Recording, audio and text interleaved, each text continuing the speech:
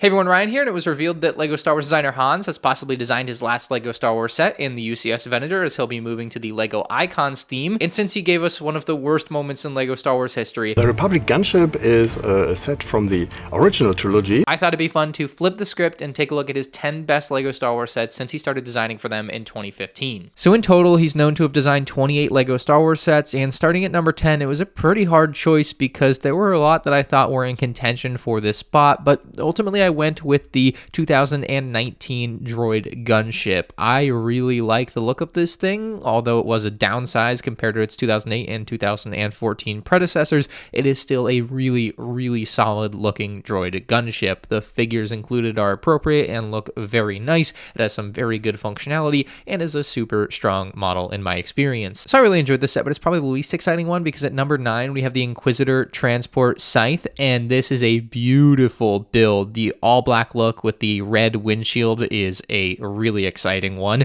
You get 4 fantastic minifigures with the Grand Inquisitor, the fifth brother, of course Obi-Wan, and Reva. I really like the Grand Inquisitor, especially in this set, and I would say the build for this thing is second to none, but technically there are 8 better sets that I think he did. This thing was surprisingly feature-packed because we've had other sets like the Knights of Ren ship, and it just had basically nothing on the interior. You could like sit a minifigure on top of it, and that was kind of it. It was like a micro fighter, but it was $70. This one, for just $30 more, included way more functions and features. It had the wings that could fold up. It had landing gear on the bottom. Again, the interior was fantastic. The stickers, I think, go a long way on this one, adding in control panels and wall lights, but you also had the ability to fit all 3 of your Inquisitors inside, and then even more if you chose to do so. I really like a lot of the angling done on the front of the ship as it all converges to the big ramp underneath the cockpit where you can have the minifigures walk out of the transport scythe. It's just a beautiful ship, and it's kind of one that's gone under the radar because the Kenobi show was so bad, but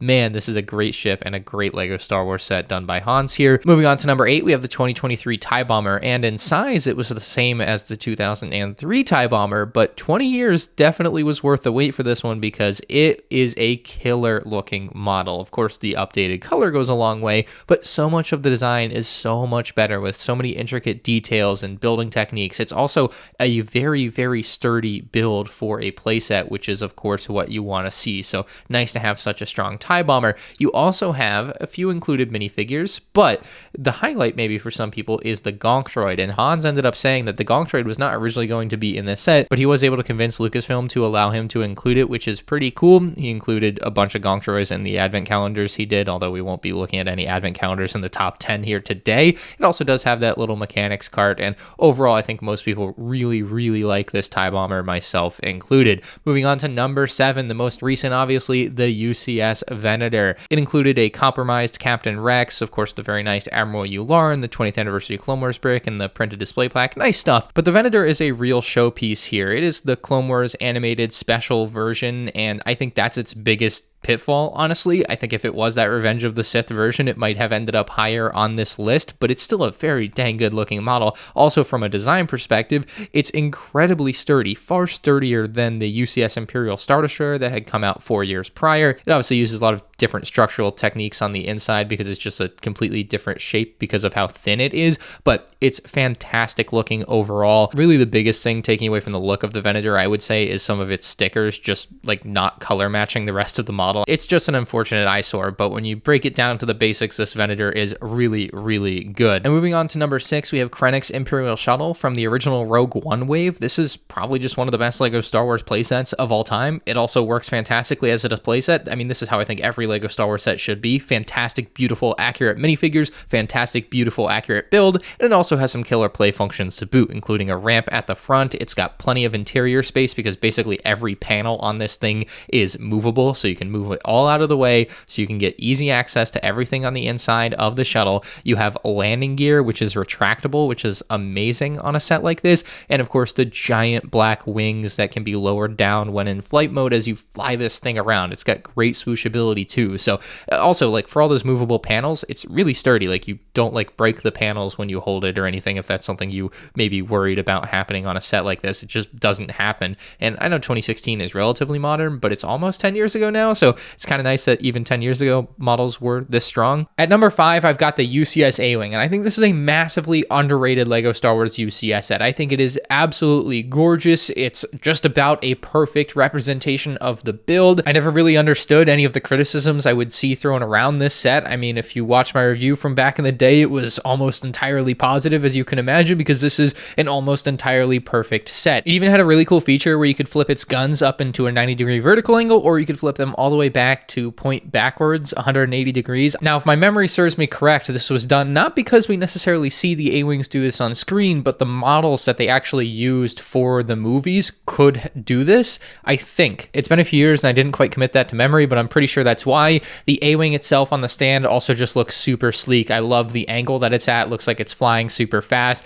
and the lone minifigure in this set, being the A-Wing pilot, an exclusive minifig at that, is a very nice one. I definitely think it could have used some arm printing as a UCS level minifig, but I think this A-Wing set overall, for whatever reason, just slips the mind of many people as one of the all-time great UCS sets, because it truly is. It is practically flawless. At number 4, we have the super unique Darth Vader's castle. Now, this set, to my knowledge, existed because of a Star Wars VR project going on, which is like a pretty cool reason to have a LEGO Star Wars set exist. Obviously, it had made appearances in other Star Wars media, but I think the timing for this release and one of the figures included in it was very specifically because of the Star Wars Vader Immortal PlayStation VR game. So having such a unique figure like that was great for a set like this, because truly the other figures weren't all that unique or interesting, with a couple different versions of Darth Vader and Royal Guards that we've basically seen before. But that unique Imperial transport pilot was definitely welcome. Then we have the Darth Vader's TIE Fighter, which is a super downscaled version of it, but it's very similar to what we saw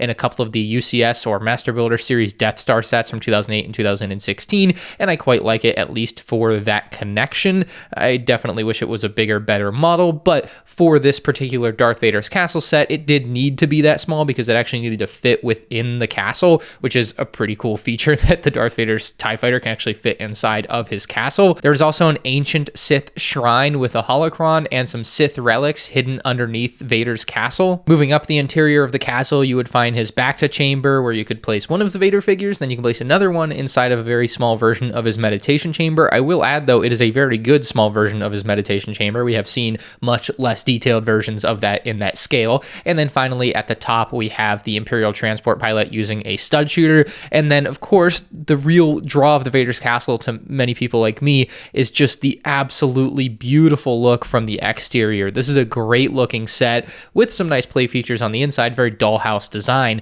but 3/4 of the set is designated to making it look really good for display, and it also hits the nail on the head when it comes to looking really good for display. So while this set gets a lot of points for just having the cool factor of being Vader's castle and being a good representation of that, it also gets a lot of points for just everything it does in harmony. At number 3, we have the biggest playset that Hans ever designed with the Master Builder series Betrayal at Cloud City, and this is one that I would love to see prototype builds of, because I can only imagine the different variations of layouts and build styles they probably went through with a build like this. I mean, if you look at the original Cloud City set from 2003 and then this one, they look nothing alike, so I wonder just how different this set could have been. But I digress about that. This set basically had 4 highlight minifigures with Boba Fett, who had very beautiful arm printing and a pauldron. We had Cloud City Han Solo with dual molded legs that looked incredible, and he also had side leg printing in this set. That's just something you don't see in LEGO Star Wars sets. We then had Princess Leia in her Bespin outfit, and finally we had Lando Calrissian, who has one of the best looking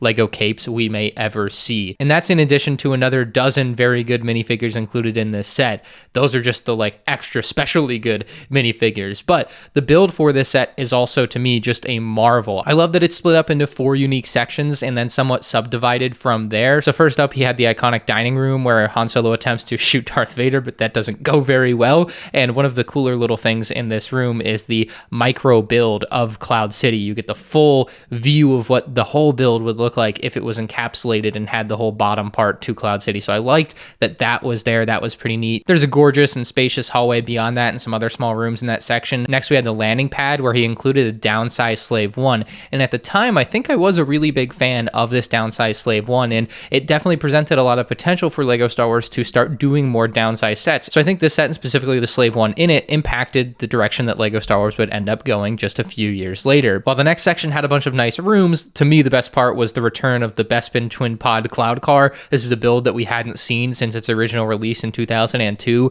and Hans honestly did such a nice design on this. It's one of my favorite niche Star Wars ships, and the original Bespin cloud car was my first LEGO Star Wars set, so to see it done so beautifully in this particular Master Builder series set has always made me very happy. And then finally, perhaps the best section here has two of the most iconic scenes in Star Wars history. You have Han Solo going into the carbon freezing chamber, and Hans actually built in a very nice functionality to this where you could drop Han Solo in, and then out came the carbonite version of Han Solo. So you basically have two little platforms in there that can pop out between the two versions of Han Solo, which is amazing. It's a really cool little function built into the set. And then of course we have the I am your father scene where Darth Vader is fighting Luke. I don't remember R2-D2 staring out at them, but Darth Vader fights Luke on the little platform. This was the first time one of the most iconic scenes in Star Wars history had ever been represented in a LEGO Star Wars set. It's kind of insane it took him that long, but Hans definitely did it justice in this scale, in this particular small part of the build. Overall, the design of this Master Builder series Cloud City is definitely messy looking. It's definitely not a design that pleases the eye, but if you look in on a more granular scale with this build and go room to room, section to section, I think it's very easy to appreciate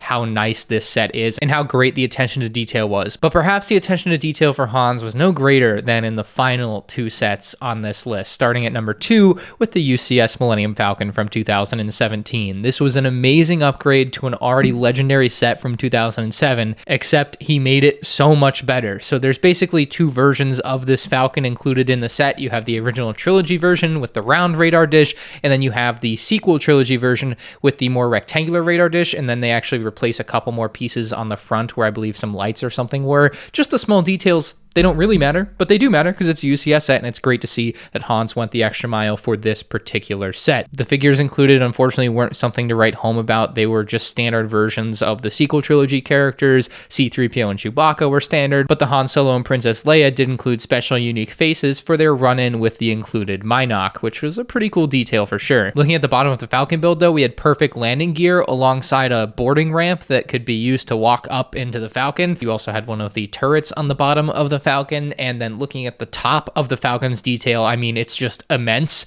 I think the picture says all it needs to say, and do I need to tell you about every little blaster mark? No. It just looks very good, okay? The cockpit for this set did fit the proper 4 minifigures for the Falcon, so you get that original cast and crew in there, or if you were daring, you could fit the sequel trilogy cast and crew in there too. Maybe they were better suited for the interior where you wouldn't have to look at them on your display though, because the set did feature about half of the interior you might want. I believe he had to devote so much of the design to like structure and making the set strong that you couldn't have every interior section. Overall though, this set just speaks for itself. It's one of the greatest LEGO Star Wars sets of all time, and of course, therefore, one of Hans's greatest designs of all time. And finally, what I consider to be the best LEGO Star Wars set that Hans ever created, the UCS Slave one from 2015. And he said a couple of interesting things about this. He said it was his very first Star Wars set ever, which, you know, I hate to say it, but he peaked early, like very first set, and this was the best one. Come on, you never improved? I'm kidding. Like, all the other sets are great that we've taken a look at, obviously, but dude, this Slave one, I just look back at as such a great set. It's, other than maybe the red pieces on it cracking, and that's a LEGO quality issue, not a LEGO designer problem. But anyway, this set had a Boba Fett that was similar but not the same to the one that we saw in the Master Builder series Cloud City that he released. It's just a very high level Boba Fett with some small differences.